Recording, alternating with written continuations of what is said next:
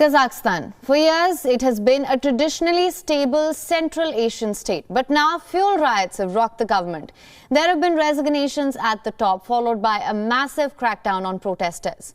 Russia has now sent troops to the country as deadly violence spreads across the tightly controlled former Soviet state. Currently, the internet has been shut down in the country, so the full extent of the violence was impossible to confirm at this point. But the unrest was unprecedented for Kazakhstan. It has been ruled firmly since Soviet times by leader Nursultan Nazarbayev. The leader has held on to the reins despite stepping down 3 years ago. The swift arrival of Russian troops indicates what this means for the Kremlin. Russia is rapidly deploying force to safeguard its sphere of influence. Since late 2020, Russia has shored up the leader of Belarus, played a crucial role in the Armenia and Azerbaijan conflict, and massed troops near Ukraine to the alarm of the West.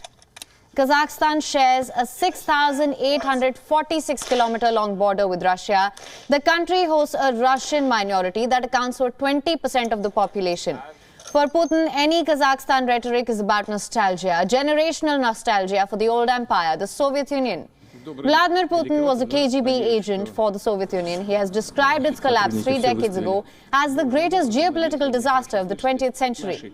Last year, during a press conference, Putin even said Kazakhstan is a Russian-speaking country in the full sense of the word. For years, Russia and Kazakhstan have shared history and political structures. This makes the two neighbors natural allies. So the collapse of Kazakhstan's government means trouble for Russia. For Putin, this is another Ukraine-like situation. What if the chaos in the nation means that moves closer to the West? What if Russia loses one of its crucial influences in the region? So for now, Moscow has sent its troops in the country, but did not come without a warning from the European Union. The European Union called on Russia to respect Kazakhstan's sovereignty. I said we do take note, but it goes without saying that such intervention should respect the sovereignty and the independence of Kazakhstan. And for more on this, we were earlier joined by Dr. Yulia Nikitina, who is an expert on Eurasian politics. We asked her exactly what role Russia is playing in Kazakhstan, especially now that Russian troops have been deployed to quell the protests. Let's listen in.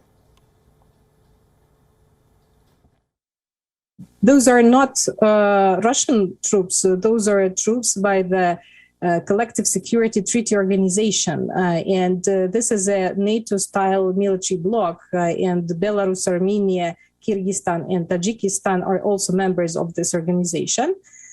So Kazakhstan requested the support, a peacekeeping operation from the CSTO, Collective Security Treaty Organization. And those peacekeeping troops will be deployed to protect military infrastructure on the territory of Kazakhstan against potential takeovers by protesters. WION is now available in your country. Download the app now. Get all the news on the move.